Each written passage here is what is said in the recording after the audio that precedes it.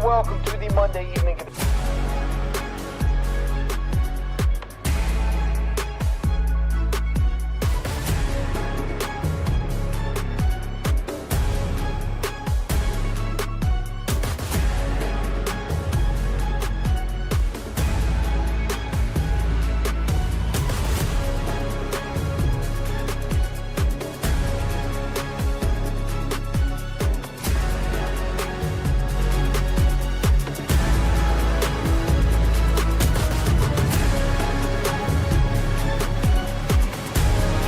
Love ball like I do.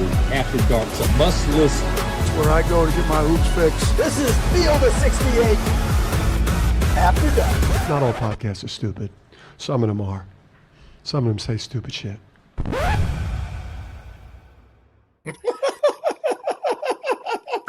Wow. Good Saturday evening, everybody. I'm John Fanta. Randolph Childress is here.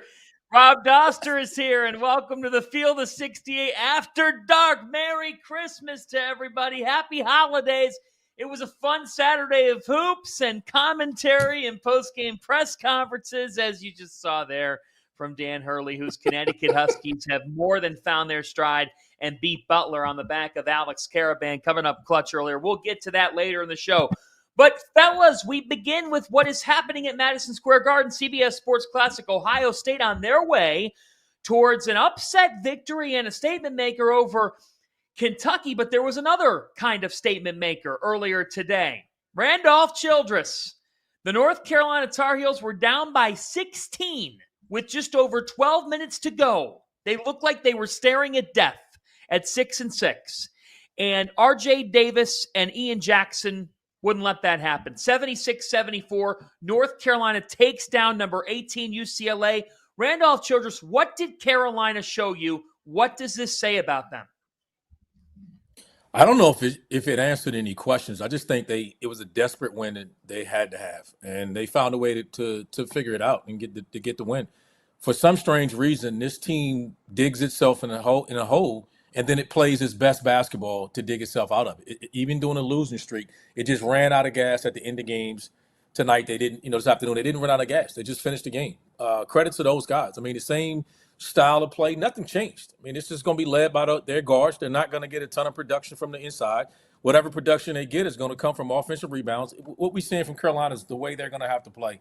But they just seem to be able to play better when they're just down and they just let their hair down and just go and just hoop. They just compete and just play. I mean, I don't know what it is. I think if Hubert knew, he'd suggest something to his guys, make changes, do something different. But this team just digs itself in a hole, and then it almost like it hits a switch and just say, all right, let's compete and get back in this game. Fortunately for them today, I thought their season might have been on the line early as far as getting quality wins, because when they get into conference play, I don't know how many ranked teams or opponents they're going to play. So credit to Tar Heels for, I think, getting that signature when they need it is going to help them, come seeding in March. Yeah, it was massive, not just because they were able to make the comeback and because of what they showed, right? It was massive because you just need to start stacking wins right now. Wins. If you're North Carolina. Yeah, you just got to get wins. You got to get stuff on your resume because there is not a ton in their resume. And getting that neutral court win over Dayton, the comeback that they had, I think is going to have legs. I think we're going to look at them in March, and they're going to be a top 20-ish kind of a team, right? And this win over UCLA is going to be in the mix for a Big Ten regular season title on a neutral court. This is going to have some legs. And if you look at who they've actually lost to, right? They lost at Fog Allen Fieldhouse in a game that they led in the final minute, right? They lost to Michigan State on a neutral floor in overtime. They lost to Florida on a neutral floor, semi-home floor, I guess, but on a neutral floor in a game where they led with, they were up by, with, 4 minutes left in that game? Or tied with 4 minutes left, whatever it was. They don't have a bad loss to their name. They have 5 losses to teams that are all ranked in the top 21 on KenPom. 4 of them are in the top 10. Only one of them is at home. And yes, they got smacked by Auburn, and yes, they got smacked by Alabama. But I think if you look at what North Carolina is right now, they're built to kind of make a run here in the ACC and start stacking wins in the ACC. And maybe if they can get a win over Duke, we're going to have a different conversation about them once you get to tournament time. And I think this is probably putting the cart ahead of the horse a little bit here, Randolph. But I do think that when you think back to what Alabama was last season, right? Alabama went into SEC play with 5 losses to their name. Like, no one thought that they were going to be a team that was going to be able to make a run. There were questions about what they were defensively. They had questions on the interior. Grant Nelson was at the 5, and they were able to put things together, and they made a run to the Final Four last season. I'm not saying that that's what North Carolina is going to do this year, but I don't think that the start that they had to this season, scheduling difficult and having some of these bad losses, is the kind of thing that should make us like it's the season ain't over for North Carolina at this point, especially if they start playing and starting, in the words of Tyler Hansbrough, in Jackson. They got to play in Jackson a little bit more. All right. So first off, this is not Randolph's ACC. And look, it's not even the ACC from 5 years ago. Alabama's non-conference schedule was extraordinary. I think it was even harder than what Carolina just got done facing. And Alabama did make up for it in the SEC, which offered more opportunities. The fact is, Carolina better start stacking wins in the ACC, because the ACC is incredibly stackable for them. Because here's the thing about ACC play. There's much more harm than there is reward in the ACC. You're talking about if they can get a result over Duke, that would get them, that would get us thinking differently about them. The fact is, that's not for another 10 games. They don't play Duke until February 1st. Let's look at their upcoming schedule, Randolph. They've got Campbell. Then they go to Louisville. Like, look, guys, at Louisville is going to be hard for this Carolina team. They don't have a front court that can be relied upon. Jackson was much better in this game. Jackson and Drake Powell keep coming along and making progress. Seth Trimble didn't shoot it well, but they overcame it and figured out a way.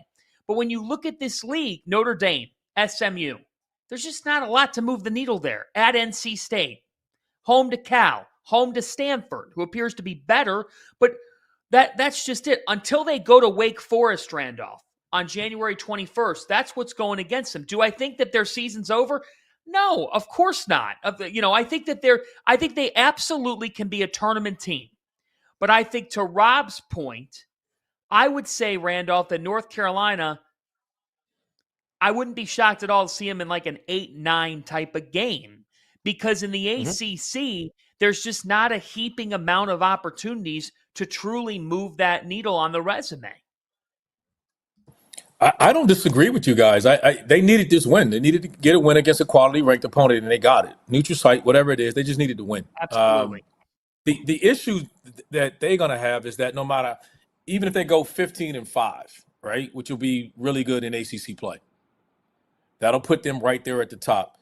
It's who they lose to, I think, is the critical thing. Like, they got to lose to some teams at the top of the key. This win gives them insurances that they can afford that. Whereas I think conference play, you're going to beat each other up. There are no easy games. I don't care who you are, right? We're going to get into the SEC in a little bit there, and I couldn't even pick right now who to be the worst team in that league, and it's going to be, you're going to take some lumps in the conference play. So what is UNC's tournament run goes? Is it 15-5? Is it 14-6? Like, who do they lose to in conference play?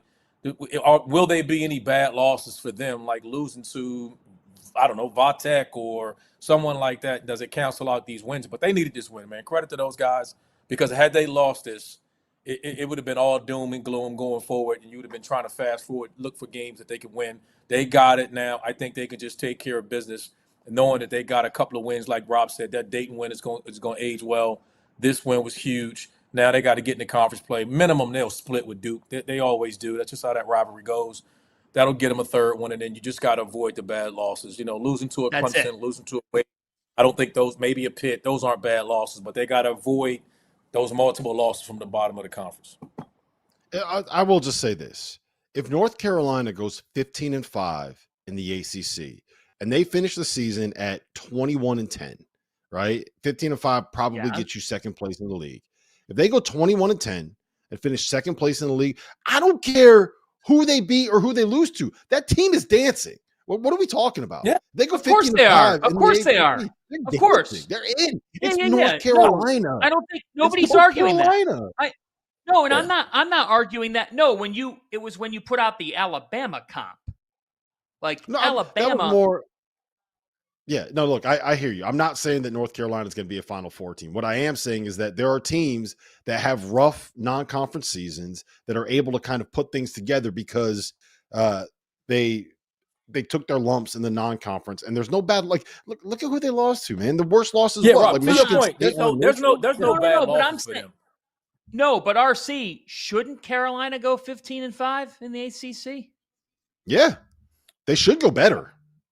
Let's be honest. No, I think 15-5 would be good. I don't think it's that. I don't think it's that much separation between them and the rest of the teams in this league, and excluding Duke. I don't think that they're. I think it's. There's only a few teams I think that they could. You say, all right, for them, they couldn't. It'd be a bad loss for them. But other than that, going in when they play at Wake, going to Clemson, playing at Pitt, when Notre Dame gets Marcus Burton back, those will be some decent teams that wouldn't be any shame to harm in losing to those teams, and they will lose to them. They're going to lose some of these games. I mean, it's just conference play. All right, this game, you officially can put a Sharpie next to it because it's an 18-point game with $1:42 left. So let's dive right into it here and talk about it. The Ohio State Buckeyes at 7-4 on the year. Last week, lost by 38. 38 to the Auburn Tigers, who we're going to get to next. Got their hearts broken by Pittsburgh on Black Friday in a game that they had won. Got beat by 24 at Maryland. And at one point, they were down by 35, 40 in that game. Today at Madison Square Garden. 63-23 at one point in that game. You sent me the screenshot of, I think it was like the ESPN app. It's 63-23. It was a beatdown, Fanta. We're going to get to that, Coach, later in the show because there's something interesting happening in the DMV, and I do want to bring something up there because somebody has looked at the net formula and said, I'm going to try to solve it. All right. The Ohio State Buckeyes are about to cap a mammoth win over number 4 Kentucky. And I want to credit Ohio State because, as Bill Raftery said on the broadcast, they came prepared, they defended. The talent of this Buckeye team, we thought going into the season they could be a top 20-like team. Today they performed like it. But Rob, 61 points for Kentucky, now 63 with $1:31 left. 4 of 21 from 3. What has gone wrong for Kentucky today? This felt like a team that walked into this game thinking we just packed to fly to New York and then fly home for Christmas break. Like it's one of those odd things about the college basketball schedule. That's how it works, right? Randolph, you know this, man. You go on these trips, you play these neutral site games, you play a road game, you play at home, whatever it is, that last game before you head home for Christmas, you got your stuff there with you. A lot of these guys are going straight to the airport after this game to head home to go see their family. They've been on campus since June. They've been working all this time, right? Getting ready. You have all the practices, the preseason stuff. And you get here and it's only natural to kind of look forward. And if you're Kentucky, you're sitting here at 10-1, you're top 5 in America. You're playing an Ohio State team that's been getting their brains beaten in for the last couple of weeks. And it's like human nature that this is kind of how it plays out. They didn't shoot the ball well. That is very clear. I was much more concerned with like how sloppy they were offensively. I was much more concerned with, especially in the first half, like missed defensive rotations. This is a team that is not going to overwhelm you with talent like other Kentucky teams have in the past. Like they got to show up and they got to be where they're supposed to be. They got to run their stuff the right way. You can't have the play that sticks out to me more than anything else, right? I mentioned this to you guys before. They're down by 6 with like 14 minutes left in the second half. They had just gone on this little run. I think the lead was 16 at one point. They had gotten it down to 51-45. They get a stop. Ortega always coming down. He's got Brandon Garrison cutting down the lane. He throws him a lefty pass. Should have been a bounce pass. It ends up being a turnover. Would have been a dunk. Ends up being a turnover. Ohio State comes down at the other end after a TV timeout, bangs a 3. They're down by 9. Very next possession for Kentucky, you get there was a miscommunication on a switch, and Jackson Robinson ends up all alone in front of the rim and misses a point-blank layup that you just cannot miss. And Ohio State goes down at the other end, and not 10 seconds later, Mobley's hitting a little mid-range pull-up that pushes the lead to 11. And those are the fine margins when you can't completely out-talent a team, right? If you are Kentucky, the way that this roster is built, you're not loaded with pros. There's no Anthony Davis out there. There's no Michael Kidd-Gilchrist out there. There's no De'Aaron. It's not the same kind of Kentucky team. You can't make those little mental mistakes, and that's what Kentucky did today. And it bit them, and it doesn't change the way that I feel about them long term. It doesn't change the way what I think this team is. I think this was hey, we're in New York City. We're getting ready to go home for break. This is who we're playing. This is what they've done in the past, and they just didn't show up tonight. It is what it is, Randolph. I thought they got beat up. I thought the more physical team won the game. I mean, give Ohio State credit. I mean, we're talking like Ohio State is a bad team. I mean, this team was ranked at one time. We talked about losses. Their losses are to Pitt. And no, they got some bad ones. They got some ugly ones. So if they got their money's worth when they got their losses now, they got A&M, Auburn, Maryland, and Pitt. So they've lost to 4 good teams. So as far as their tournament hopes, they needed a resume winning like this to beat against a team like Kentucky. But they were the more physical team. I thought they bullied Kentucky a little bit. Or not a little bit. I think just were the more physical team, getting through screens, dribble handoffs, everything. And Kentucky's going to have games like this because they're dominated by 3-point shooting. They were 4 of 21. I'm sure it'll finish up, they'll finish up 4 of 20 something. But if they don't shoot the 3 well, they'll have games, like particularly when they get into conference play.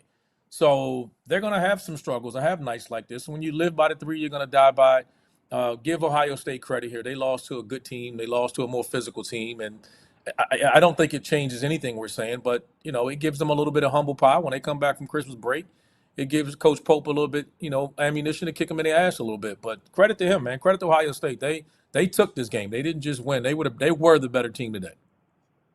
I think as much as anything, Fanta, I think that is the story, right? Aaron Bradshaw, who hadn't been around the team for a while, had 11 points, couple blocks. I thought that he played really well and was really effective, especially defensively. Quez Glover, who had we were trying to remember this right before we went live. RC, he was at Samford, then he transferred to BYU, I believe, right, with Pope, and then left there and I think he was at Kansas State for a minute, and then now he's at Ohio.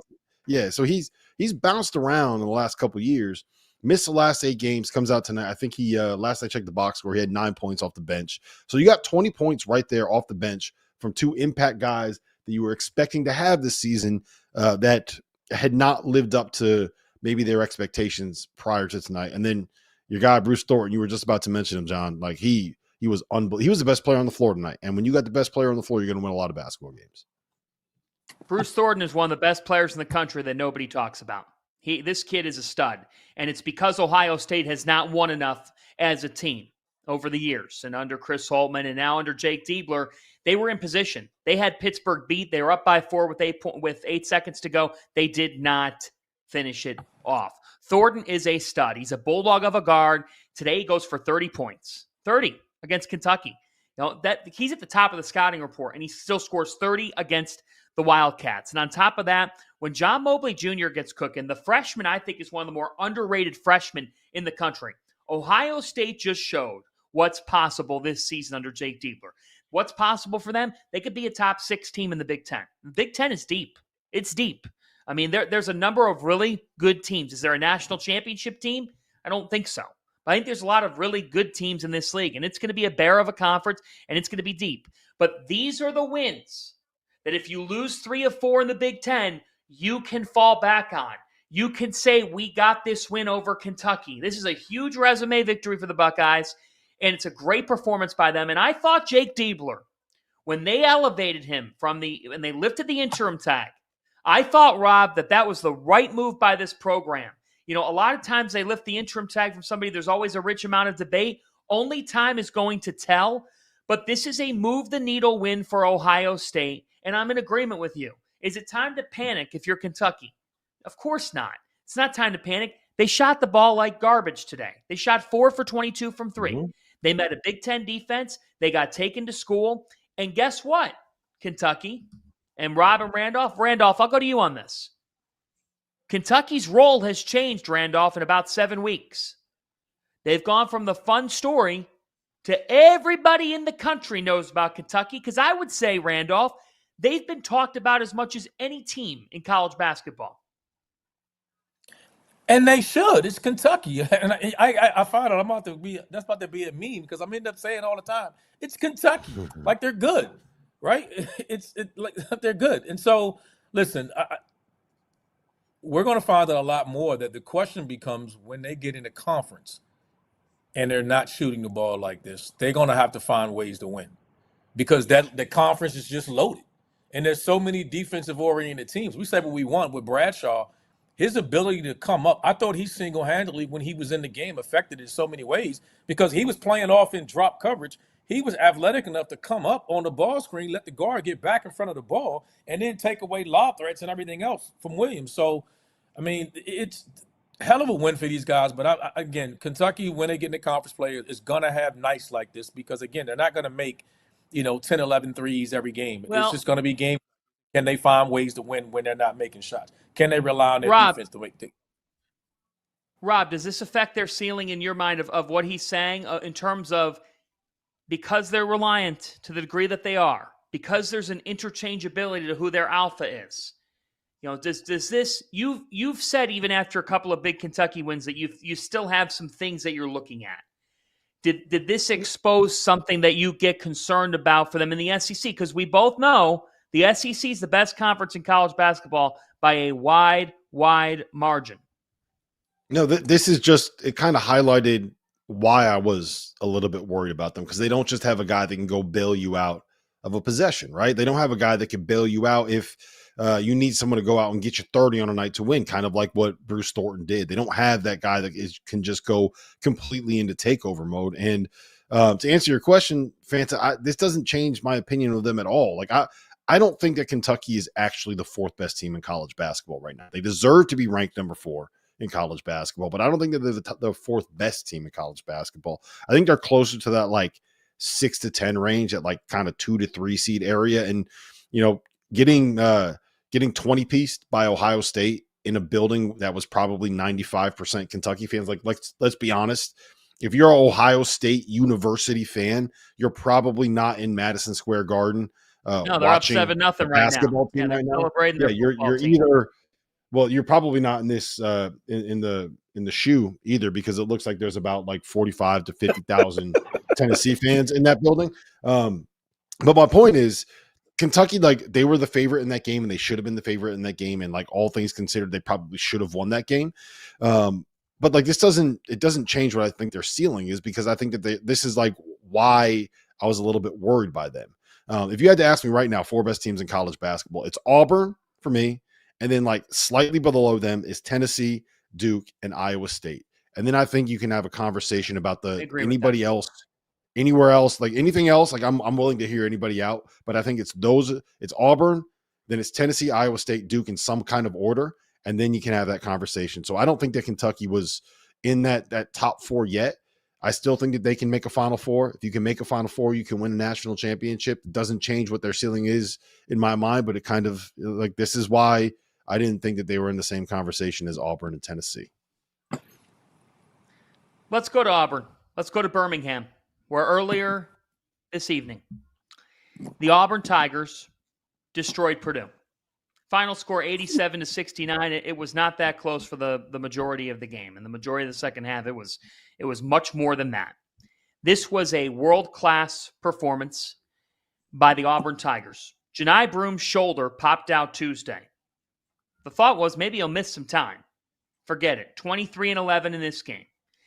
On a day where Chad Baker-Mazzara and Miles Kelly shot a combined 1 for 7 from 3, doesn't matter. Denver Jones just goes 6 for 10, 15 points. Tahad Pettiford scores 18. Randolph Childress, to you, what is the thing about Auburn that stands out to you the most, and are they the best team in the damn land? I think they're the most complete team. I don't know where you look at them and say they have a weakness right now. I mean, they may not force a ton of turnovers defensively, but they're like a suffocating defense. They just choke you out. You just take contested shots. They're gonna stay between you and the basket. Alter shots, block shots. They get out in transition. They got the best player right now in the country. I don't care about NBA draft boards or any of that. The player of the year right now is Janai Broom, and he's playing like it, coming off the shoulder injury or not. Didn't look like it from the time this game tipped off. But everybody, you watch them, and they're talking so much trash to you while they're doing it they're playing at a level, and I thought, Rob, you tweeted this early today, and I laughed when you said it, but they're playing like with UConn. They look like I get what you're saying. Like when UConn was beating everybody a year ago, they were beating everybody, and they just look like, man, this is different. Like they're just double digits better than everybody. Like Purdue's good.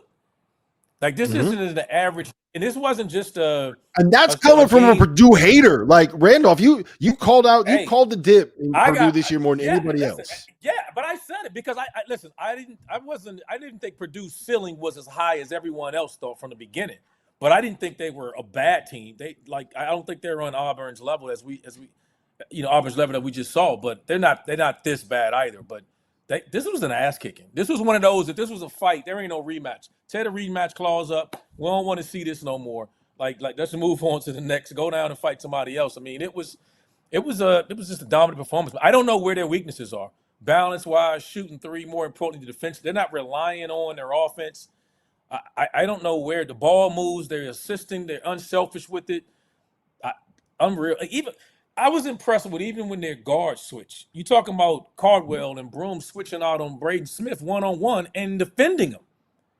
Like their centers are switching on guards, all-conference guard and just defending them well. Listen, they have been the most impressive team so far on both sides of the ball. I don't think there's an argument. I'd love to see somebody argue someone differently, whether they're number one or they're not. Tennessee's deserving of it. There's some other really good teams out there, but damn, if this team is really impressive and going to be hard to beat. If they can stay healthy, it'll be hard not to see them in San Antonio and not see them cutting down nets.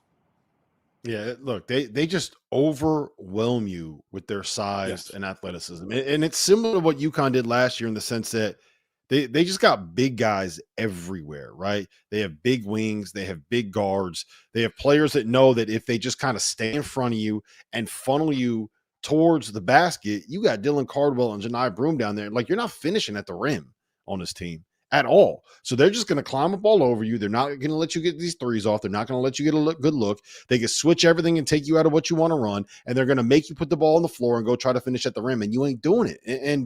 And the scary thing, Fanta, the scary thing is we could talk about what they do defensively and how good they are on that end of the floor, and they're the number one offense in the country. Like, if you look at it right now, they are on pace to have the best offensive efficiency we've ever seen in the Ken Pom era for a Bruce Pearl team that we think of as this defensive monster. Like, I don't know how you guard them more than anything else. And I'll tell you this much, man. If you're going to get 18 points and 5 assists out of Tahad Pettiford, you don't have a chance. You're not going to beat them. Like, no one's going to beat them. Like, but the thing is, they're not over-relying on one guard. I don't want to get nerdy on you guys about basketball stuff, but I'm sitting there watching them play. And Jay Billis was talking about the flex action, and everybody knows how they run a flex action. When they run the single side ball screen, and then they come and run with everybody on the opposite side, but then they bring their guard in, so they run a ball screen or a dribble handoff with a back screen to Janai Broom coming, you can't stop it. And it's like, it's coming, and then the damn thing you can do about it. Because if your guard tries to help, he got to help on the ball. If you don't help, the guard's turning the corner. If you help on the back screen, if you don't, look how many lobs. That's why they got so many damn lobs, because it's like, all right, you stop the ball, we're gonna lay it up. If you stay too long, if you try to tag and you don't help, I got a shooter setting the back screen and he popping out. It's like it's a simple play. You're used to people running in different ways. It's crazy with their personnel. You cannot guard it because you're so worried about Broom. They're throwing lobs. If he don't get the lob, he's sealing you point blank. If your guard stays, they're throwing it back weak side. He's shooting a three. Just if you guys go back and watch how they get some of those lobs off, that it's happening because they're scoring in every option out of the damn play. It's just like it's comical, man. They are just on a level right now that not many teams can even get to. Yeah, what they do defensively is they make you make a choice, right? They put you in a situation where you have to decide what you want to beat you. Do you want to let the guard come down the lane and be able to try to finish over a big man? Do you want that to beat you? Do you want to let Janai Broom rolling and sealing and doing that beat you? The best option is probably playing drop and having a tagger in there, whatever it is, whatever your normal ball screen defense is, and just live or die with whoever's shooting that three from the corner. And you know what? more likely than not, like that's going to beat you because they got shooters all over the place. And the thing that's really impressive to me, and I'll give it back to you after this, Fanta, is that they almost always make the right choice and make the right read, right? Like when you think of these Bruce Pearl offenses, you generally think of a team that maybe doesn't have the best shot selection, or is that they're kind of running and gunning a little bit. And it's like, we're going to try to get these things up and we're going to try to force turnovers and we're going to try to play in transition and we're going to try to make this thing a little bit ugly because we got dudes that thrive in that ugly style of basketball, like that loose style of basketball, that kind of up and down pickup style of basketball, right? That's not what this team is doing. It feels different than a normal Bruce Pearl team because they have these guys that know what the right play is and they make the right decision. And it's fun to watch. They are so good defensively and they're even better on. When they play like they did tonight, like their ceiling is so much better than anybody else's ceiling. Like you got to hope you catch them on a bad night to be able to have a chance to beat them. And if you get this version of the Howard Pettiford with Janai, like throw in a towel, man. And JP McGee's not even playing. We thought he was going to contribute when he got there. He barely played. He got scrubs. He got walk-on minutes. You're right. We identified him. You're absolutely right. We identified him as a key piece to the season. But let's face it, it's been everybody else. I mean, this team has a luxury of riches, and I don't think they'll dominate the way that UConn dominated last year in the SEC as opposed to last year's Big East, which ultimately only sent 3 teams to the NCAA tournament. And this edition of the Southeastern Conference could send 13 teams to the NCAA tournament. But RC, all I'm thinking to myself is, if I'm a coach, knowing what you just said, that you can't stop it, what do? Pray? Zone? Double somebody? Like, what the heck do you do then in the SEC? What if you're an SEC coach right now and you were starting to look at how you would even try to defend Auburn, who has the best offense in the country, according to Ken Pom and many other analytics, where would it start, Randolph, defensively? You're going to have to take away the paint first because they own the paint. So you're going to have to you're going to have to fight back on the paint. Like you're going to have to live and die with, you can't give up both. They can't knock down double-digit threes. They got 10 threes a night and they completely control the paint. So I would try to fight them like hell. You're going to and offer some resistance and help out inside, and they're going to have to fall on my sword for them shooting it from 3. And obviously there's certain guys you want to get closer to.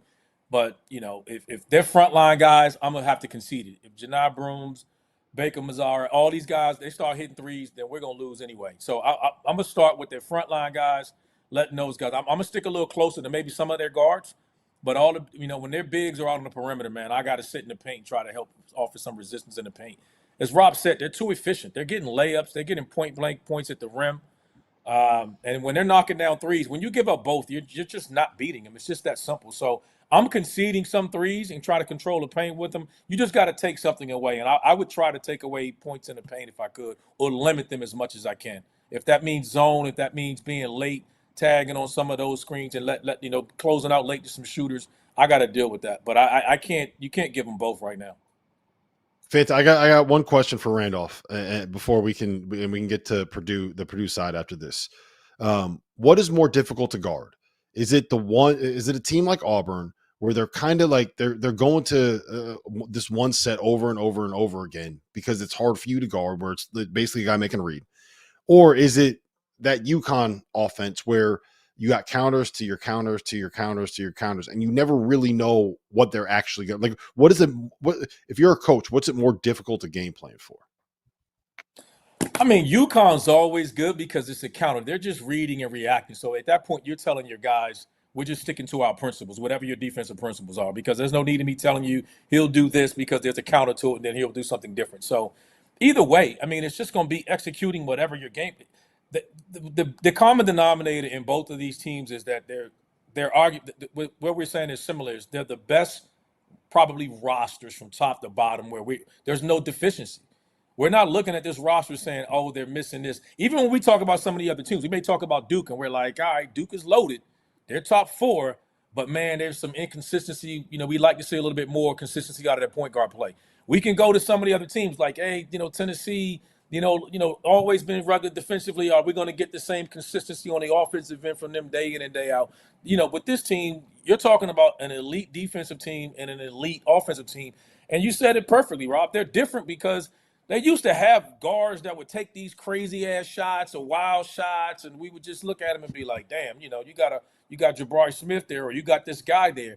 The ball's just moving. Everybody's touching it. Everybody's passing it. They're celebrating each other's baskets.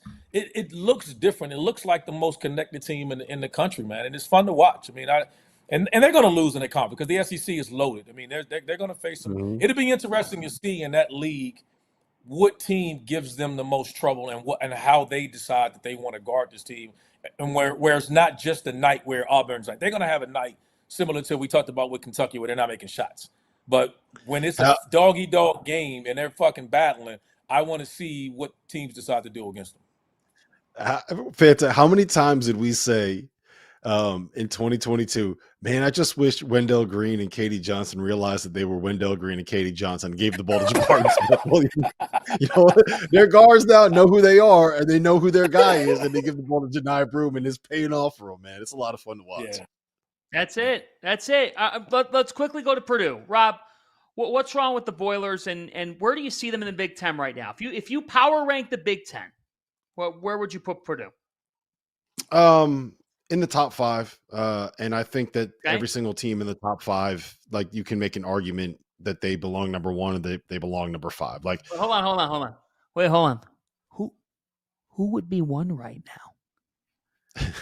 I said this the other day on I think it was on our New Year's resolution show. It was like, who would you pick to win the Big Ten? I said nobody. I would pick nobody to win the Big Ten because I don't think anybody's the best team in the Big Ten. I think everyone's just good. If I had to pick, if you were going to put a gun to my head, I'd say it's either UCLA or Oregon. It's one of those two. I would probably tend to lean a little bit more towards Oregon than UCLA, but I think it's one of those two. As far as like what's wrong with Purdue, is it a cop-out to say I don't think anything's wrong if you put it in the context of they are like the number 22 team in America and not a top 10 team in America? You know what I mean? Like they probably should be losing to the teams that they lost to. And part of the reason is because they don't really have any rim protection, and because Braden Smith and Fletcher Lawyer like can get overwhelmed athletically. And Matt Painter decided that the way that he wanted to build his program was to go out and get these freshmen and develop them and give his sophomores that were on the team last year more of a chance and a bigger role instead of maybe supplementing in the portal, which is fine. He's allowed to do that because it got him to a national championship game last year, and it's won him like the last 3 Big Ten regular season titles, but it comes at a little bit of a cost this season. So like, I don't think that there's anything wrong with Purdue beyond the fact that you just lost a generational talent, like the best college basketball player that I've seen probably since Tyler Hansborough. And you know that when you lose a guy like that, you're going to see some of the results on the court. It's just inevitable. Oh my God, Rob, you're going to be called a hater. He's going to be called a hater because of what he said. Oh my God. For the record, I am a hater. That sounds like something. Trevor, please clip that. Trevor, please clip that so that we have Randolph saying that forever. Coming up next, we go to the Big East. Controversy in Cincinnati, why Sean Miller is not eating Skyline chili tonight. Then in Indianapolis, Hinkle Magic or Caravan Magic? What happened there? And Creighton and Villanova in action in a critical game for those two teams. Can the Blue Jays put something together? We will get to that. We'll get to much more. By the way, to cap off things, here's your stat of the night on this Saturday night. The SEC heading into Christmas, collectively in non-conference, 164-21. Unfreaking believable. This is After Dark. Big East whip around next. If you haven't heard by now, we have partnered with BetMGM for the season. We'll be using BetMGM lines to make all of our picks, and we'll have special offers for the listeners and the viewers. Download the BetMGM app and sign up using the bonus code FIELD. Deposit at least $10 and place your first wager on any game, and you'll receive up to $1,500 in bonus bets. Go download the BetMGM app and use the code FIELD today.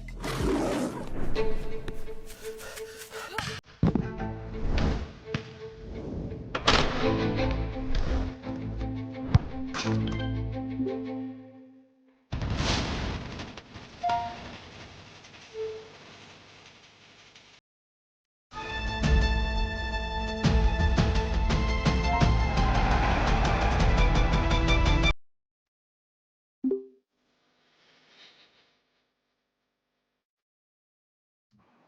back to the Field 68 After Dark on this Saturday night, December the 21st, 2024. I'm John Fanta, joined by Randolph Childress, joined by Rob Dauster.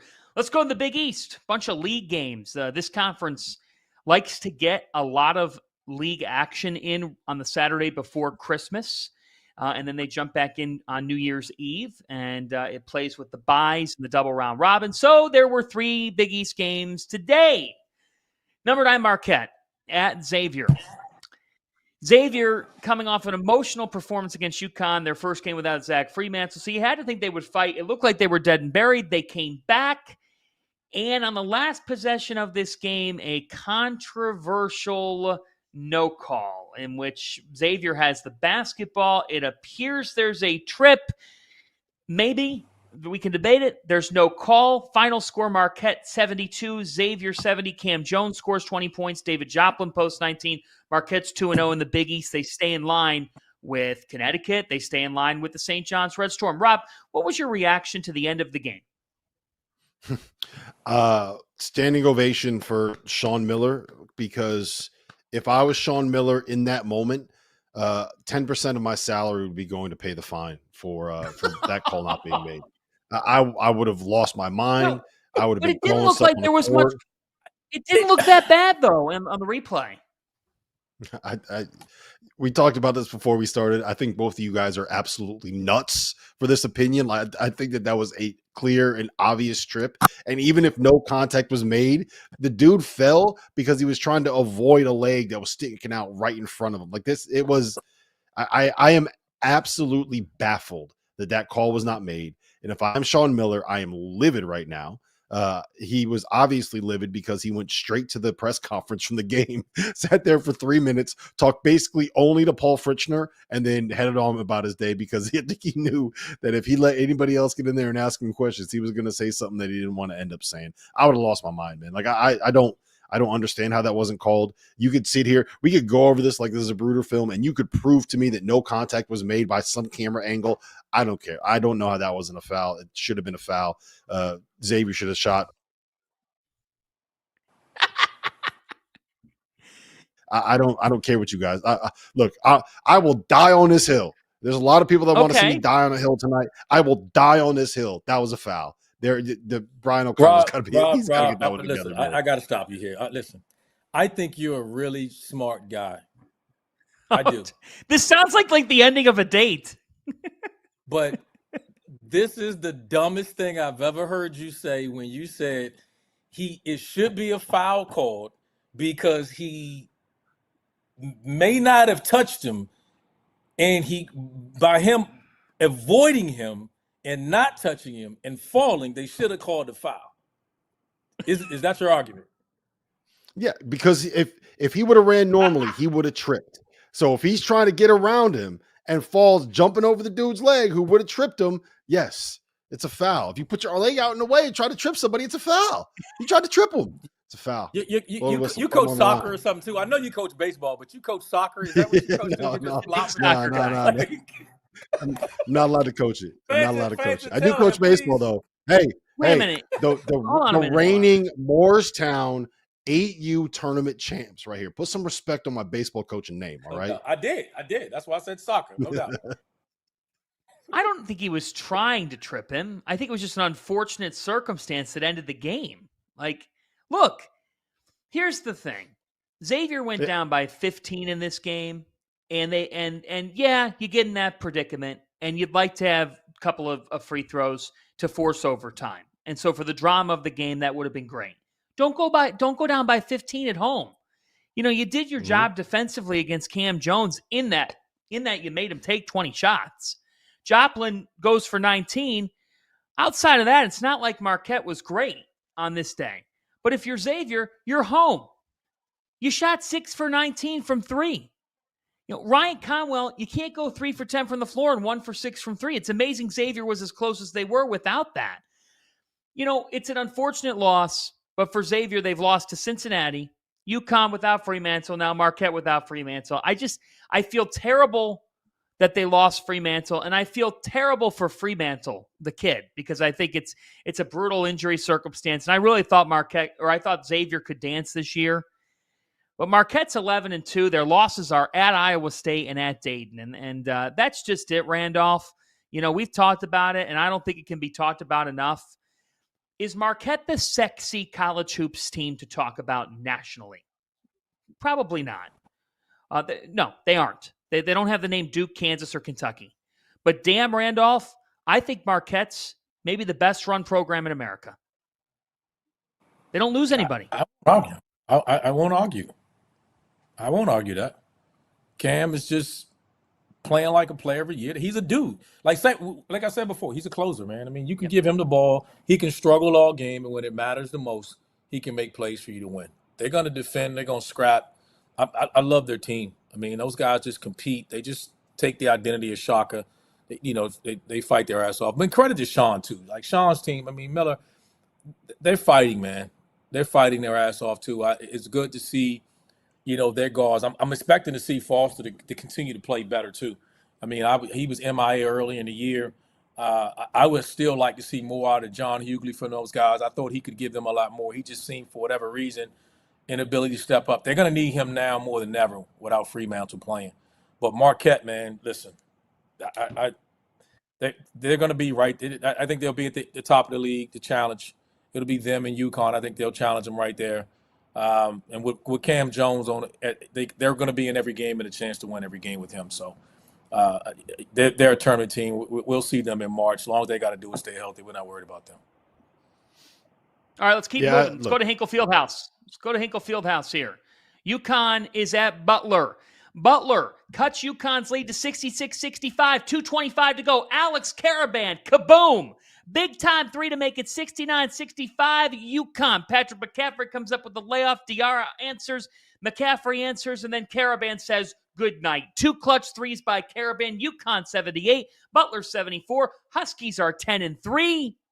They are rolling. They're 2-0 in the Big East, and since the Maui Invitational, this team has been able to stack 6 consecutive wins heading into Christmas. Rob Dauster, your take on the Huskies and their win at Hinkle?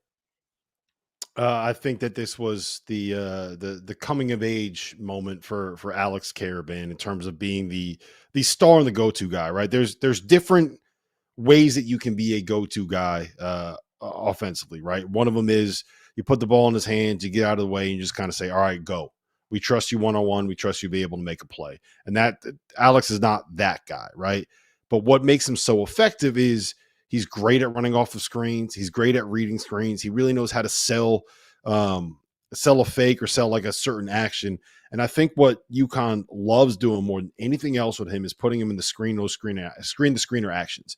And you saw 3 different ones on the last 3 possessions for UConn tonight. One of them was he set a flex screen for solo ball and comes off of a pin down off a terrace read. Next one he sets a ball screen and then runs off of a dribble handoff for terrace read. They call that a Peja action. I found that out today. I'd never heard of that before.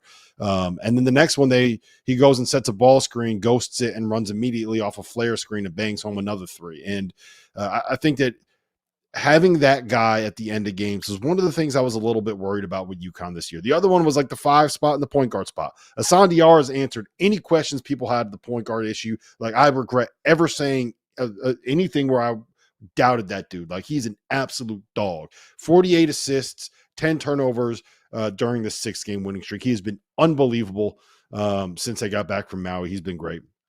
Terrace Reed and Samson Johnson, like, there's going to be growing pains there, but I think combined that you have enough when you are getting this level of play from Liam McNeely and this level of play from Alex Caravan.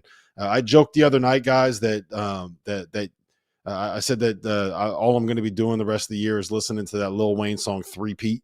But I don't know if this team is national title ready yet. I don't think that they're one of the top 4 teams in America, but like, they are so not what we saw in Maui anymore. And I don't know, Randolph, maybe you could speak to this, man. I don't know if it's like a level of confidence. I don't know if McNeely's just taking a step forward. They're not really running all that much stuff a little bit differently. They're getting McNeely a little bit more in like those DHOs and those the pin downs where he's coming off the curl and letting him make some decisions more. But to me, it just feels like this team kind of figured out who they were, and the guys bought into their roles, and it just feels like a different confidence level from this team over the course of the last 3 weeks. One, since they got back from Maui, they're obviously defending a lot better. I think they're probably giving up in the 60s, where at least 68, 69 points a game, and they were giving up in the 80s in Maui. The competition there was great. Sometimes when you get to this type of break too, you get a chance to get home and you get to practice a little bit. If I was asking Coach Hurley off camera, I would be curious if I was to ask him if he would be honest, and I would say, did some of your guys come into this season with the level of expectations like, man, we UConn, it's just what we do, and without investing in those 2 national championships? So there was a little bit of that, and then with their guys, I know he's always doesn't matter, next page, move forward, but sometimes when you're dealing with kids, that expectations of, man, we UConn, we coming in with all the national championship, the 3P conversation, could they answer the bell with that? I think they've settled things at their guard spot, because we would talk about Aiden Mahaney coming in and being their starting guard, and now he's seemed to be a 10-minute-a-game guy, and he's effective in that time. So he'll have to earn more minutes. But to your point, Hassan Diarra has been great. Solo ball has been better than I thought he would with his step up as a sophomore, freshman to sophomore leap, man. So I think this team will continue to get better. McNeely's a late get. His ability to pass the ball on the front line. I mean, we know about he can make shots, but his ability to make passes and create opportunities and shots for somebody else at his size is an underrated skill set that allows him, like so many times, he's catching it on a move. He's dropping it off to the bigs, or spraying it out if he's not finishing. Like they'll be fine. They'll be there when they're not as talented as no one's claiming they're as talented as they were a year ago, but they got the shooting. If they can continue to defend like this, if they can continue to defend like they're doing right now, then they're going to score enough points to beat you. And I still think there's room to grow defensively. Like they've been better, and they still need to get better. Yes, go ahead, Fanta. It's a long season, but Caravan is just beyond his years. He is as much of a winner in this sport as anybody. He plays with a killer instinct. Liam McNeely is like a 35-year-old in an 18-year-old's body, and his poise and the way he plays, it's as if him and Caravan are clones of each other. Because this is an offense that's predicated on getting shooters open and making those shots. And McNeely's like a robot. He goes 3 for 3 in this game, doesn't need the volume. He just drills those shots. And on this day, solo ball wasn't knocking them down. I think that's what's encouraging about Connecticut. They're able to fight through some more things. Hassan Diarra is not getting enough attention nationally lately. Everyone's like, well, UConn doesn't have great point guard play. What are you talking about? No. What are you talking about? Over the last 4 games, he has 36 assists. 36. Over the last 5 games, he has 43 assists. So to the person out there that's saying you still think UConn's point guard play isn't particularly good, what are you watching? Because Diarra has been one of the best point guards in the sport as of late. Preach, fan. Look, you're not wrong. And the best part is it's not all on him either, because what made UConn so good the last 2 years, and we've seen this with, I think, 12 of the last 14 national champions, or 12 of the last 13 national champions. They've had 2 point guards on the floor. It wasn't just Tristan Newton. It was Tristan Newton and Cam Spence, who were also, it was at 15 points and 3.5 assists, right? It was that you had Tristan Newton and Andre Jackson, 2 guys that could facilitate offensively. Liam McNeely's ability, like you said, Randolph, come off those pin downs, come off those DHOs, get in the paint and play 2-on-1 and make the right decision. You know what I'm saying? Like, you come on, the guy's playing drop, and basically you have a guy on your hip, and it's like, am I going to go in and finish? Am I going to dump it off to the big guy? Or is there someone tagging, I kick it out for a 3-point? Like, he makes the right decision every single time you have that opportunity, and he's become their second point guard and their second playmaker, and that's where the leap's been. It's not just Hassan's been a lot better. It's been Liam McNeely getting better too. And now the next step is, because we know what Terrace Reed can be and Samson Johnson when he's healthy and not fouling out. Yes. Like, those guys, I think, have kind of figured out the balance at the 5. I'm not worried about the 5 spot anymore.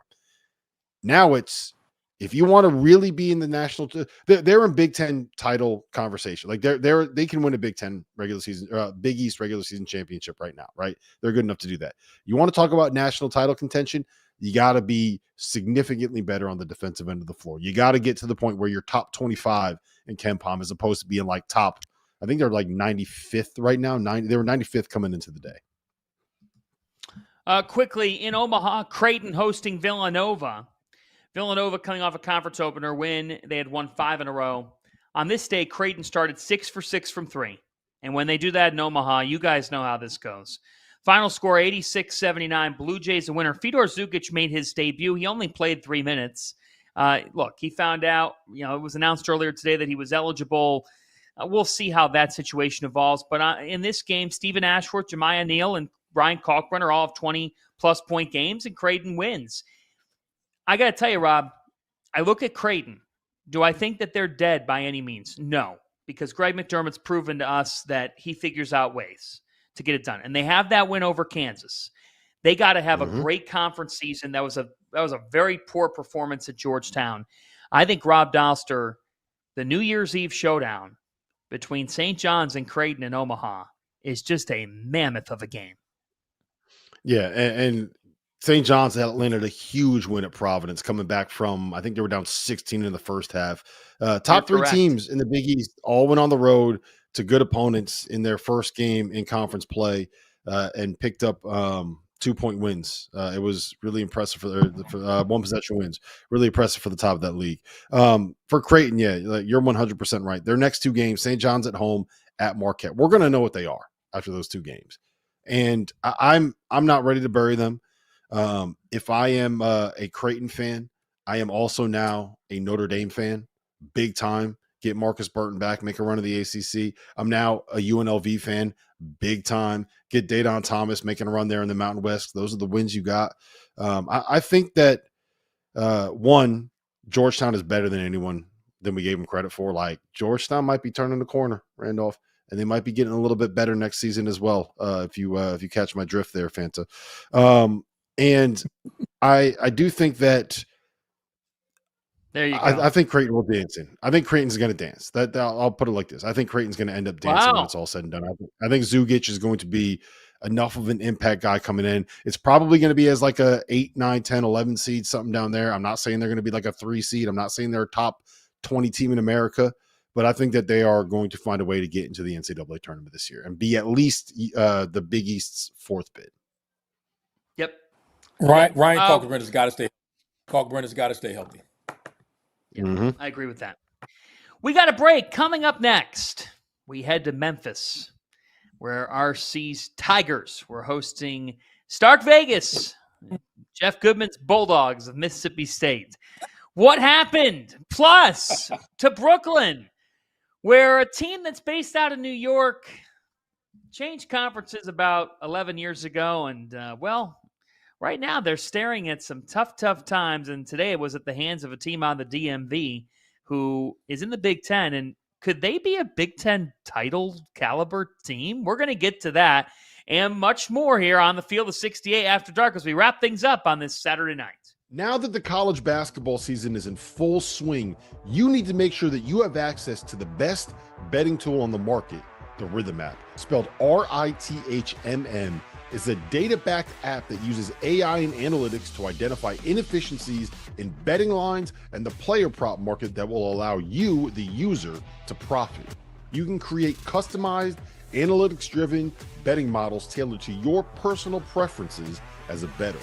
Users have access to up-to-the-second against-the-spread data. And if you're like me and you understand pictures better than numbers on a screen, Rhythm's internal trend analysis provides you with the kind of graphs that will allow you to evaluate past results and project future performance in a visual way. Every Division I college basketball team is included in the Rhythm's metrics. Free subscribers to the Field of 68 Daily will get 25% off for a Rhythm subscription. Use the QR code on the screen to sign up or download at the link in the description. Now that college basketball season is back in full swing, I need to remind you guys about our partners over at Autograph, where the real college hoops fans reside. The Autograph app curates all of the best content for every sports fan and every sports fan's favorite team. podcasts, blogs, analysis. It's all there without the nonsense from the talking heads that don't actually watch the games. And there's a bonus. Consuming content on the Autograph app earns you coins that can be redeemed for rewards for things like no-fee tickets or signed jerseys from your favorite players. There are a couple new features in the app that I need to let you guys know about as well. Autograph Replay gives you a quick-hitting summary of the previous day's news so you can keep track of all the important things going on with your favorite teams. And Autograph Rooms allows you to chat in real time with the true voices of fandom within your team's community. So go to the link in the description or scan that QR code on your screen and download the Autograph app. Welcome back to the Field of 68 After Dark. John Fanta, Rob Dauster, Randolph Childress with you on this Saturday night. Let's go around the country a little bit more, fellas, and head down to Memphis. Tigers were taking on Mississippi State earlier today. Tigers were, they became an underdog essentially slightly in this game, and what ends up happening? Mississippi State commands them. I mean, takes them down on their home floor. Bulldogs, they look the part of a top 20 or so team. 79-66. They beat Memphis. Josh Hubbard wasn't even great today. It didn't matter. Riley Kugel was, Rob. 19 points in this game. Chris Jans, to you, Rob, did this say more about Chris Jans and his program and that we need to be talking more nationally about them? Or was it revealing on the Memphis side of some flaws? All of the above. I think okay. I know you want me to pick one. Like, I think it was both, man. Mississippi State's really good. They got really good guards. Josh Hubbard is no joke. There's a reason why people thought Riley Kugel was going to be a first-round pick when he was at Florida. Like, he's got the talent to do what he did tonight. Sean Murphy is a problem too. Like, he's such a good defender. And you know, we said it when Chris Jans got hired. I remember saying it on this show when Chris Jans got hired that, like, he's the perfect guy at Mississippi State. He can juke it up. He can go get some of these second chance guys, and he's going to find a way to be able to get dudes that know how to win. And that dude can coach ball, man. That's the one thing that he can do. So I did not think that Mississippi State was going to go in there and put paddle to ass the way that they did, but that was really impressive. I will say this about Memphis. They got to stop reading their press clippings, man. Like, I feel like, Randolph, every time Memphis does something good and you're like, all right, see, I told you, man, the Tigers. This Memphis team is no joke. 1 cent.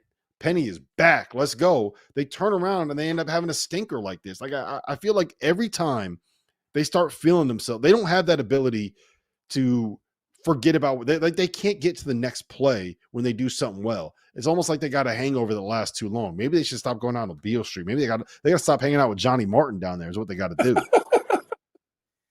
You know what? I'll say this. Everybody knows where I stand with Memphis. I'm still on board with them. They've had the toughest schedule in the country, right? And you take away the Arkansas State loss, and we're kind of like, okay, you know, we're going to find out a lot more about them. And they have to respond. And they have to respond against Ole Miss. Now, that's at home, right? So they after this type of dominant performance from Mississippi State and getting your ass whooped like this, they need to respond. But the team has faced the toughest non-conference schedule or schedule there regardless so far this season. So you're going to have games like this. They've had them. This team has just been, to your point, Rob, I don't know, what it is about this group. There are nights they can beat anybody. They can be dominant. Then they can look like they did today, which was just like they didn't show up. So again, this team has been ebb and flow. They've got enough wins. We know what's going to happen when they get in the conference play. There's just not enough teams that would validate. It can pretty much do nothing but hurt them. But this Saturday, I mean, this next game against Ole Miss tells us all we need to know. Like, to me, they need to approach this like it's their Super Bowl here because they need to win this one game before they head into conference play. And then at that point, then there's only going to be a list of games that can hurt them. I think they got enough resume wins. But as far as us keeping them serious. A lot of games that could hurt them. Yeah, no. Hey, look, the whole conference schedule. I will say this: if they beat Mississippi State next Saturday, I'm taking every single dime to my game. If they beat Ole Miss. They beat Ole Miss on the 28th.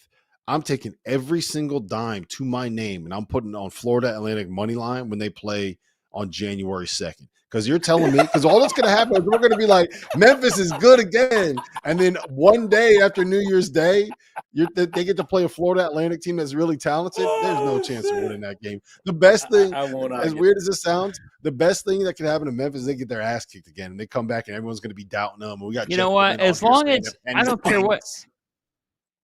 As long as we all get paid December 31st, you bet whatever the hell you want on January the 2nd. But Dauster kids, good thing Christmas is coming ahead of Jan 2 here because by my goodness gracious. All right. But let's go to Brooklyn. Before we move on, but quickly, Mississippi State, man. Like to be picked, 11th, 12th in the league? Like you talked about Jan and to see how they style to play. They played that brutal half court inside out. Like defensively, they changed everything. And credit to Coach Jan, man. I mean, not many people can do that. And they completely flipped their style of play now. They're playing out in, 4 out, 1 in. Defensively, they're trying to pin you on the side, helping early. Man, that SEC, man, good luck with that. I mean, seriously, this league is ridiculous. It's ridiculous. And I gave so it the good. stat It's earlier. ridiculous, man. 164-21. 164 wins to 21 losses. That is one of the more absurd things I've ever said. I mean, I can't even believe that is a thing from a 16-team conference. They don't have a weak link.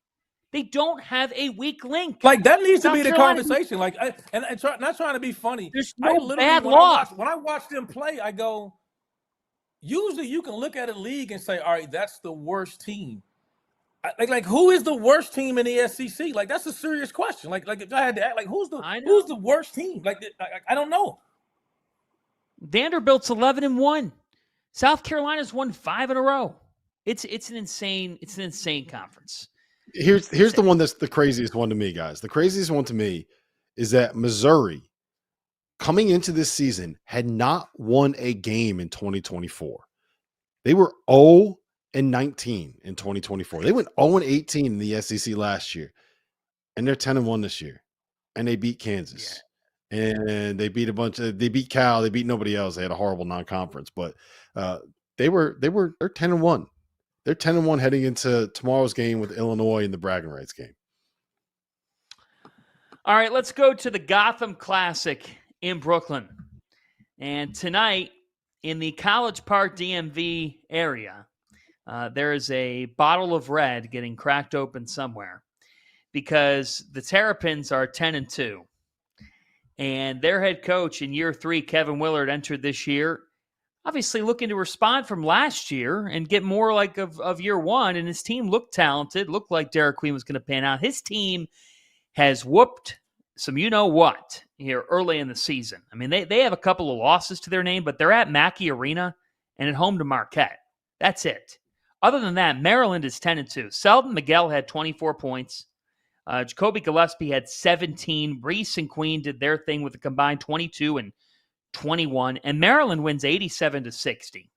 We'll get to Syracuse in a second because we got to get to Syracuse in a second. But I'm here to say, Rob, that I think the Terps are a real factor at the top of the Big Ten. This is a top 25 team. They will be in my rankings this upcoming week because Queen and Reese are one of the best front court duos in the country. And when they get a little bit of perimeter shooting, they're going to defend. And if you check the analytics right now, and Kevin Willard has made sure that his margin of victory is good, but he's got the 7th best defense in the country, according to KenPom. His team is 11th in KenPom. In Torvik, his team is 12th. How much are you buying the Maryland Terrapins, Rob? I'm buying them. Just for the record, you're saying that there is a bottle of red that is getting opened in College Park. 2 bottles have already been opened and consumed, and Kevin Willard is asleep. It's 9:00. That dude's bedtime is 8:30. All right, let's be clear about that. He's been asleep. So, as far as how much I'm buying them, I don't know if I'm ready to like. I see that they're 11th in KenPom. I don't know if they're the 11th best team in college basketball. I'm not ready to go quite that far. Like they are ranked higher than Kentucky right now in KenPom, and I don't know if I can wrap my head fully around that.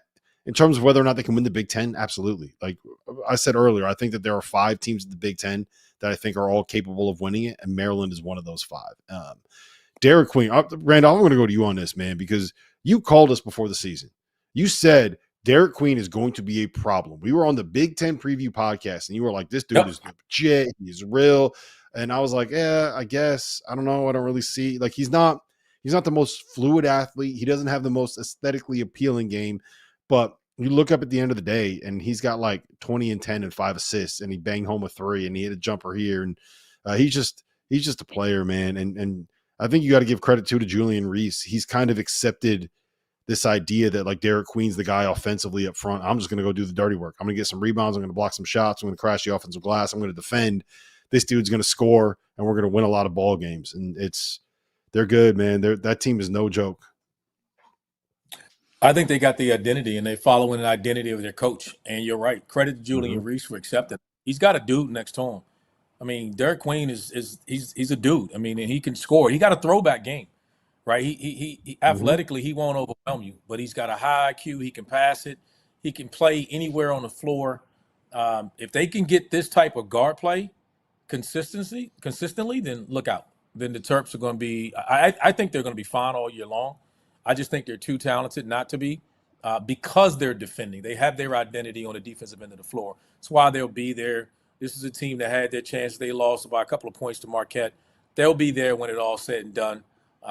So I expect them to be. I even go higher. I think they'll finish in the top 3 or 4, definitely in the Big Ten. Randolph, Syracuse is 5-6. Just a brief thought on them. Struggle to score, man. I don't know where their offense is going to come from. I said this when I had them a couple weeks ago. I love their freshmen. You know, can they keep their freshmen intact? Like I like what Red is doing recruiting wise. Can they keep them? That's the biggest thing, right?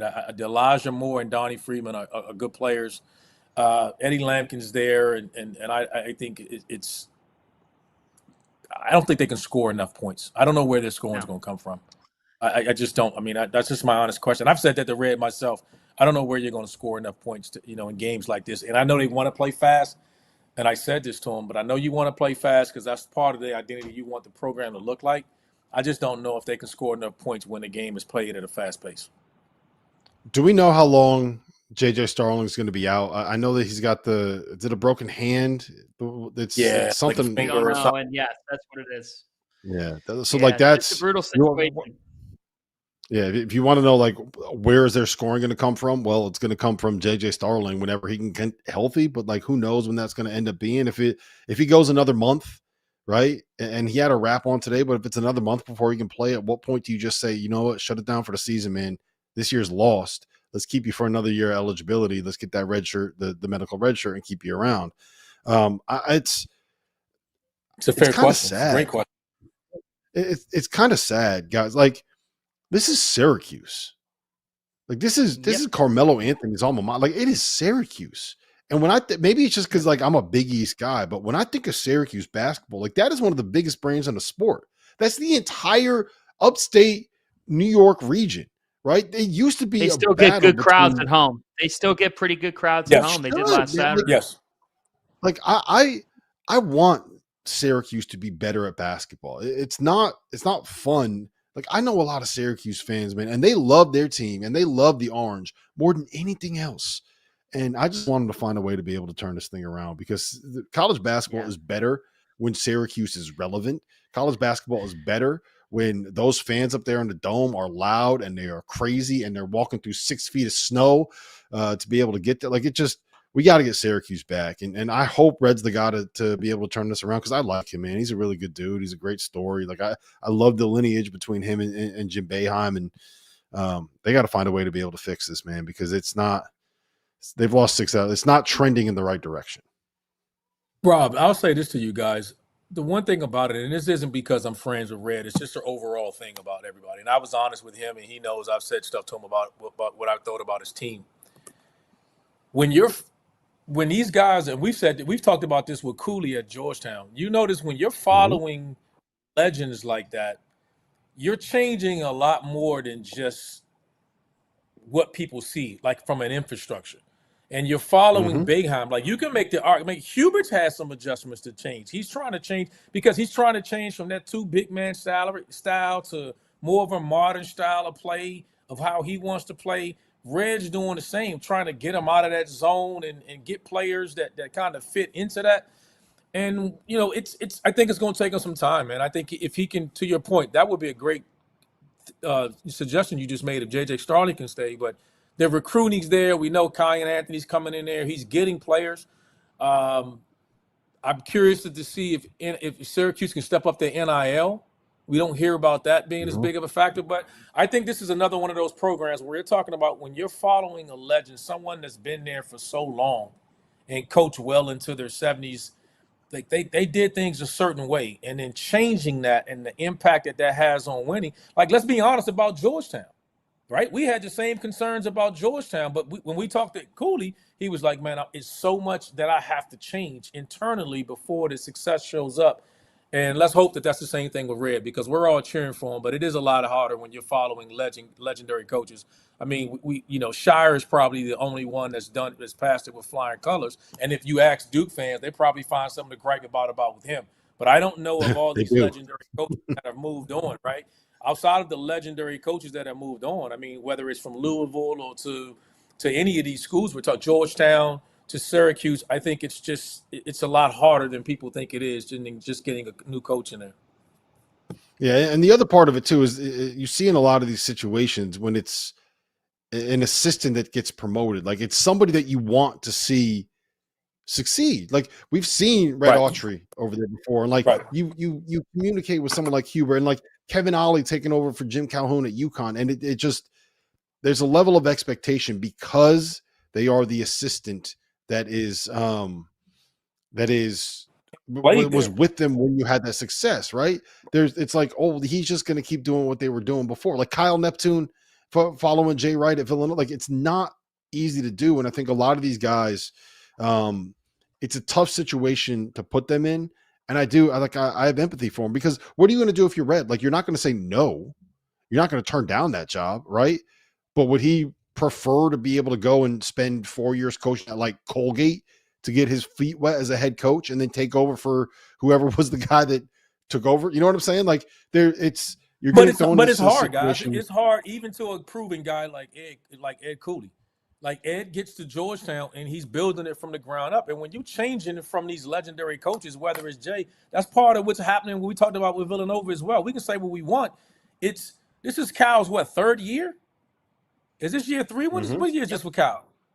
This is year 3, and because he's following Jay Wright, we're running him out of the door. We're ready to run him out the building. Like, man, you're already fired. People ready to run him out of there. And it's like, if you think about a normal job, it's still, will you allow them enough time to change the program in their eyes when they're following these legendary coaches? Like it's just hard following these guys, and that's why I said whether it's Jay, whether it's at Georgetown, whether it's at Syracuse, Louisville is still searching for the success they had with Pitino. It's just hard, man. And I don't think these, it's whether you think they're good or bad or not. There's some infrastructure and pieces internally that need to change that schools need to get behind.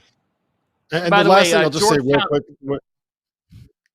real quick, Fanta, just one last thing to add on to that, Randolph, is that a lot of times it ends up being the black assistant that gets that job. And it's not always the easiest for those guys to get head coaching jobs. So I always find myself rooting for if you get promoted in that sense, like I want to see you do well, because I want more opportunities for guys at that level. Like if let's say Red comes out here and in 2 years he's in a Final Four, maybe the next guy in that situation will get a job earlier in his kind of career as an assistant coach, if that makes sense. I want to see those guys have success. All right, let's go on the hotline. We have a special guest, the coach of who I call the best team in the country, the Auburn Tigers. They beat Purdue 87-69 to go to 11-1. Bruce Pearl is checking in with us from the car. Bruce, John Fanta, Randolph Childress, Rob Dauster here. It's great to see you. Happy holidays, happy Hanukkah to you as well. Bruce, Purdue is always such a good program. And today you beat them by 18. What impressed you the most about this win? Well, great to be with you guys. And that win is going to make for a merrier and a happier, right? That's the bottom line. Um, our guys, we do truly respect our opponent. And we knew Purdue was a really good team with a couple of great pieces. Maybe not what they were a year ago. Uh, They'd beaten Alabama. They'd beaten Ole Miss. They had just lost to a really athletic Texas A&M team. So, we took them real seriously. Janai Broome is the real deal. Denver Jones is a great defensive guard. Chad Baker is one of the best players that doesn't have to score to affect the game. And Tahad Pettiford, one of the top 10 freshmen in all college basketball. You put it all together, they overcome the coaching, we got a chance. Hey Bruce, watching you guys this year, you've had some really good teams lately, and watching it from outside, you've had moments with guard play. We may be like, hey man, you forgot you guys got pros down there on the front line. You guys had 24 assists on 36 baskets tonight. You don't have that problem getting Janai Broome the ball or anybody the ball right now. I mean, what's different about this group than the groups you had in the past couple of years? Yeah, I do think our guards have really, really improved. I'm pulled over now. So just take a guy like Denver Jones. He's one of our leaders, and he really understands that defense affects his winning. He took the challenge of guarding Braden Smith, but when you've got three frontline guys like Janai Broome and Dylan Carwell and Cheney Johnson that can all move their feet, they can impact the ball screens and they can get back. They can switch if necessary. Miles Kelly is a 3-and-D guy. Chad Baker-Mazara is one of the best players in college basketball based on his instincts, offensively and defensively. He knows where to be. He's got great length. Todd Pettiford's improved defensively. Shakai Howard's improved defensively. So look, we recognize that if we can guard every night without fouling, we're going to control our destiny. And they're the league guys. I mean, look, I told the guys going to the game, there are 7 or 8 teams in our league as good as Purdue. That's how good our league is. Well, that's a bad sign for the rest of the league because the way you just whooped Purdue ass, the rest of the league has got to be worse. Hey, Coach, no, seriously, all jokes aside, asking you about the league. I mean, this league historically is good. Have you ever seen in all your years of coaching a league as strong as your league is right now? No. And I think Jay Bellis has talked about it going like this is unprecedented. Like in the history of college basketball, this might be the strongest league top to bottom. Like who's the worst team in our league? The worst team in our league belongs in the NCAA tournament. And we got 16 teams. And so it's going to be a grind. The teams that stay healthy, humble, hungry, and are willing to continue to get better throughout the year, those are teams that look. It doesn't matter right now if we are or aren't the best team in college basketball. It's going to matter in March. Well, one, Coach, I do think you are the best team in college basketball. You keep beating everybody by 40 points, and a lot more people are going to be on that bandwagon. And two, everyone talks about Janai. We lost at Cameron by 6. So I hear you. Make sure you tell your players that. I'll keep saying it from the outside. Everyone talks about Janai Broome. We know how good Janai Broome is. He's the front runner for Player of the Year, all these awards. I want you to talk about Dylan Cardwell because that right there, when I think of a Bruce Pearl basketball player, I think of a dude like Dylan Cardwell, a junkyard dog, man. He is. I love watching that dude. I got to imagine you love coaching him. Well, you just paid me the greatest compliment you could pay me to think that looking at a guy like Dylan Cardwell makes you think of a Bruce Pearl coach basketball team. There's no greater compliment. Dylan is one of the best defenders in college basketball. He can guard 1 through 5. When he switched out there on Braden Smith, who is analytically one of the best point guards in the game, Braden there's nothing to do with him. He was able to stay up and stay down to guard the 3. He could move his feet and stay in front. Dylan's going to play in the NBA. He's going to play in the NBA because he can defend at that level, and he moves so well. And you know what? If he don't, when he's done playing in the NBA, when he's done, he's going to be a minister. Like he is a full-time minister on our team. Knows the Bible back and forth, gives God the glory all the time, lives it, just lives that life. And so Auburn is different. We've got 5 guys right now that have already gotten their degrees. We have 4 or 5 guys that have been in the program for 4 and 5 years. It's sort of a throwback. and it's because Auburn's is a special university and a special community. We had 15,000 people in Birmingham, Alabama. When the tickets went on sale for the students, the site crashed in 20 seconds because there was so much interest. And I'm just telling you, it reminds me of SEC football. You know, the SEC football, they travel. Our fans in this league now are starting to travel. Look at Mississippi State at Memphis. There was a bunch of people from Mississippi State in that building in Memphis today. Bruce, I think about the holiday season, and then I'm looking at your journey throughout your career from the time that you began as an assistant at Stanford, and then at Iowa and Southern Indiana and Milwaukee and Tennessee and Auburn. And the thing that comes to my mind is, man, the amount of players and families that you've seen grow. You know, players into young men, into married men, into amazing lives. How much does that kind of come to light over the next couple of days when around these holidays you're hearing from players, you're hearing from your web, and how rewarding is that part of it? Guys, you're covering a great game. You're covering a great ministry. And there's nothing wrong with college basketball. The kids still want to be coached. They want to be held accountable. They want to get their degrees. What a blessing! They're finally able to be compensated the way they're for what they're worth. We've graduated 43 kids at Auburn in the last 10 years. You know, every now and then, my only frustration is how difficult sometimes recruiting still is. That, you know, I'm still losing kids to great programs, and that's fine. But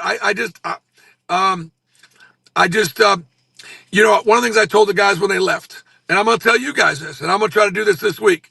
We're all going to have a Merry Christmas. I'm going to celebrate with my 4 grandchildren tomorrow, who are all going to be together for the first time. Stephen just had a beautiful baby, a week old. My daughter Jackie's got a little, 3 or 4 month old. I got 2 grandbabies in Charlotte. They're all going to be at the house in Auburn tomorrow.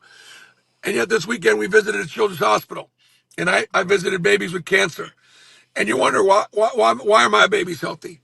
You know, why do my babies have to get together for a great Christmas? So everybody needs to listen up. Tomorrow, Monday, you know what? You figure out who else you can help make Christmas better. It can be a tough time of the year for families that don't have it all together. And I know I'm preaching to the choir, the people that are listening to your show. And that makes a difference. We don't need to wait for the government to take the churches and the synagogues and the people of faith in this community. We got to love on each other and take care of each other. That's my wish for this holiday season. Bruce, you know, along those lines, I do want it does make me think of this question here. Do you ever think about the concept of retirement? Yeah, I mean, here's the deal. I will retire when I lose my edge. When I can't help. Okay, that's it for me. And I'm not going to be a guy that's going to go into his 70s coaching. I'm not. You know what? As long as we're still having joy at the game, as long as I'm able to help the kids and my coaching staff, I'm going to keep coaching. And as long as you got the top 2 team in America, right? That makes it a lot easier to stick around. Huh? As long as you got Janai Broom. We do have breaking news. We do have breaking news before you go. Jeff Goodman is contemplating retirement. No way. No chance. What? I know that his daughter's talented, but she's not ready to fill her dad's shoes yet, is she? Well, here's what I can't guarantee. Probably could. Bruce, here's what I can't guarantee. But you know what? If Jeff retired, you guys would have far fewer people that hate your show. Like far fewer people that hate your show. Because I mean, like everybody, you either love him or you hate him. Like there's no middle ground with Jeff. I guess it's like me too. There are a lot of people that hate me too. All right, I've asked the last. This is the last one, and that is, how would you rate yourself as a driver? I'm good. I'm gonna get there now. I'm a hustle, just like my teams play. My teams play hard.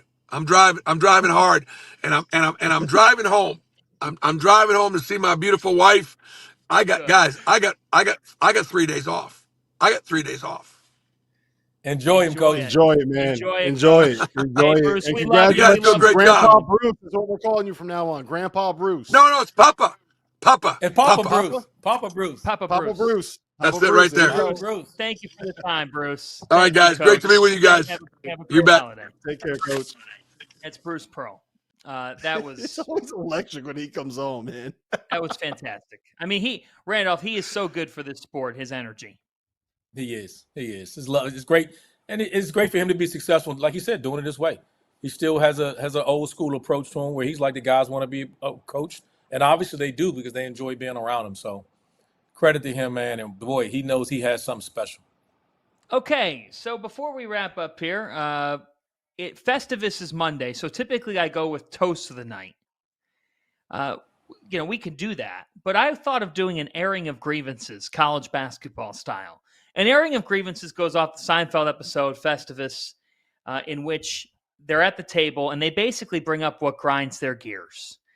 So, RC, I'm gonna give you the stage here first. All You right, want me to go first? And- I'll go first, Randolph. No, I'll go let first if you want let me Rob to. go first. Go ahead, Go ahead, Rob. Rob. What's Look. your airing of grievances here? Go ahead. I am so sick of the monitor reviews. I can't stand the monitor reviews. Anytime a ball goes out of bounds now, under 2 minutes, everyone's going like this, and we're going to spend 5 minutes and reviewing it. Games can be done in an hour and 45 minutes, but we got to make sure that it takes up 2:15, so you miss the first 20 minutes of the next game because we got to go make sure all these out of bounds plays get reviewed, man. The ones where it's a goaltend, where very clearly somebody tips the ball in with or it's very clear you got it off the backboard, then we got to go back. You don't have to review every single goaltend that's called. Okay, we went through 100 years of basketball in a civilized world where we did not have to review every single call, where it was accepted if you came in and you knocked the ball out of bounds from behind somebody, you didn't have to go over the tape like a Zapruder film to see if it rolled off of somebody's fingers at last, right? Basketball, in the entirety of the existence of the sport, anytime someone knocked it out of bounds, yes, the other team's ball. It's off you. It's my ball, right? And now we got to go and review, and I can't stand the monitor reviews, man. We got to find a way to change that. Whether it ends up being like every coach gets a challenge per half or something like that. And if you get it right, you get another one. Or we don't need a review every single time a ball goes out of bounds under 2 minutes of a close game. You're killing the flow of the game. You're killing the excitement. You're killing the momentum. It's bad enough on TV. When you're actually in the arena, it ruins the experience. And let's be honest, no one's watching college basketball to watch the best basketball players on the planet. If you do, you're watching the NBA. If you don't, you're watching EuroLeague, right? You're watching it because of the environment, because of how exciting it is, because you get moments like the end of that Rutgers-Princeton game. The last 23 seconds of that game was amazing. And you know what almost ruined it, Fanta? There was like 4 minutes of reviews before that incredible ending. Let's get rid of these monitor reviews. I'm sick of it. I can't deal with it anymore. I have to say that too, Rob. I'm going to stick. My grievance is going to be the NCAA.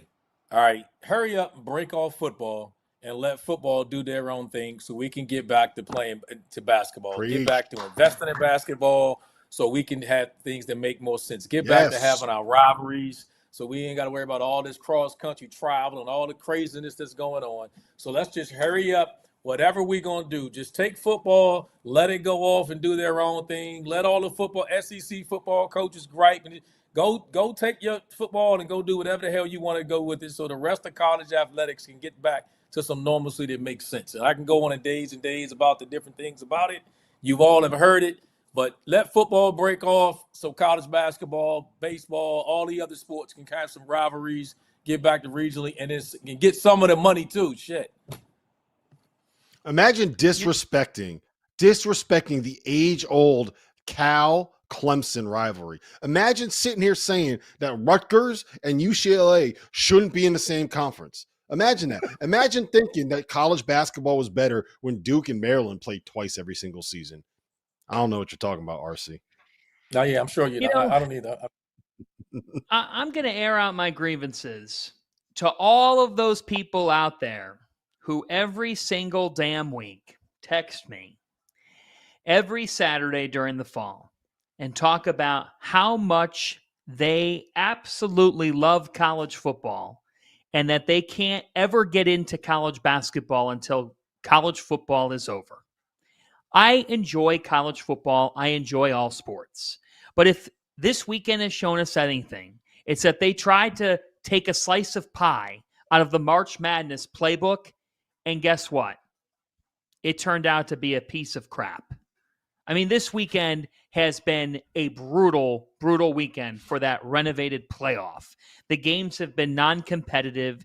It's all messed up. I can appreciate change, but the people complained about that too. All the college football junkies were complaining about that as well, and how it was set up and this and that and the third and everything else. I pray for you. I pray for you if you choose to not follow college basketball until March, because you're lost. You're lost at the different games that we can see, the upsets that we can see. You're just not going to see Ohio State beat Kentucky by 20, the comparable to that, happen in football. It's not going to happen. The randomness, the parity. Bruce Pearl just said it. Does he have the best team in the country? Yeah. Did his team lose a game? Also, yes. There's a rich amount of drama in this sport.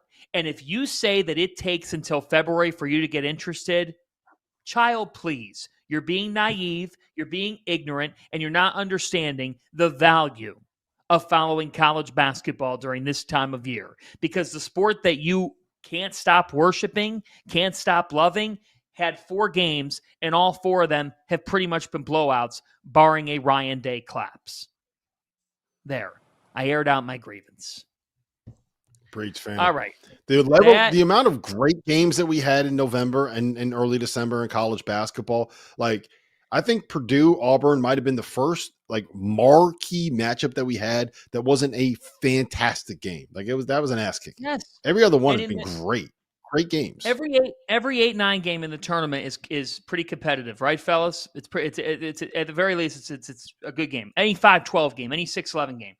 Right now we got an 8 versus a 9 game. It's 21-3. It was 21-0, and it's been relatively non-competitive to this point. That shouldn't be in the playoffs. It should not be. And does college football have to look at it? Yeah, that's for a different platform, and maybe Trevor Valise will start the Field of 12 back up. But for us here on the Field of 68, Trevor has just informed me that that's not happening.